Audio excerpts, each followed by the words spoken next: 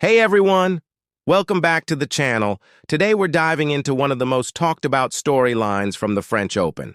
And no, it's not just about the winners. It's about grace under pressure, tennis rivalries, and a little bit of post-match drama. Buckle up because this one's got it all. Let's rewind to Roland Garros. The tournament kicked off with a tribute to the legend himself, Rafael Nadal, the king of clay, with a jaw-dropping 14 titles at the French Open. On the women's side, the spotlight quickly shifted.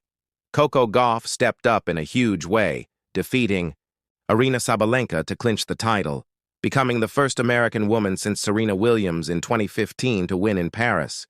What a moment. And on the men's side, total madness. Carlos Alcaraz took down world number 1 Jannik Sinner in a record-breaking final that lasted over 5 hours and 29 minutes. Yeah, you heard that right. Insane. But let's talk about what happened after the matches, because that's where it got real interesting. On his Served podcast, former world number 1 and American tennis legend Andy Roddick had some powerful words. He praised how both finalists handled the emotional roller coaster of a Grand Slam final, especially Coco Gauff. He said, for Coco to handle everything with grace and with a laugh sometimes, when she knows she's probably pissed about stuff, and rightfully so, I'm just proud of our sport. That's a pretty big endorsement from a guy who's been there. Meanwhile, Aryna Sabalenka's post-match comments, not so graceful. In her press conference, she said, I think she won the match not because she played incredible, just because I made all of those mistakes. Yikes. Fans were not having it. It came off like she was downplaying Coco's performance, and the backlash was quick and loud. But here's where Coco showed what she's made of. In an interview with Good Morning America, she responded like a total pro. She said, I was a little bit surprised about the comments, but I'm going to give her the benefit of the doubt.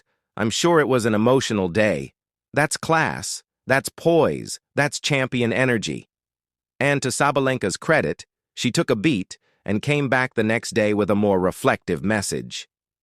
On Instagram, she posted, Coco handled the conditions much better than I did and fully deserved the win. She was the better player yesterday, and I want to give her the credit she earned. She even admitted making over 70 unforced errors and said, both things can be true. I didn't play my best, and Coco stepped up and played with poise and purpose. Quick flashback for context. In 2022, Gauff made her first French Open final, but lost to Iga Swiatek.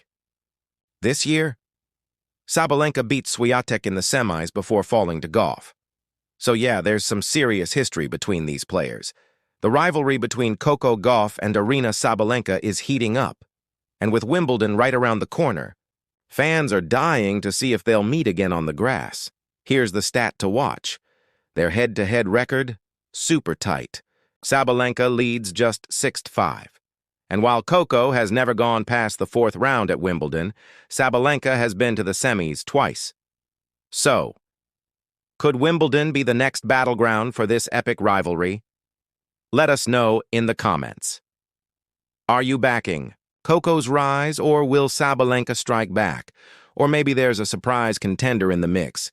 Hit that like button if you love a good tennis rivalry, subscribe for more match breakdowns and tennis drama, and sound off below, who's taking Wimbledon this year? Catch you next time!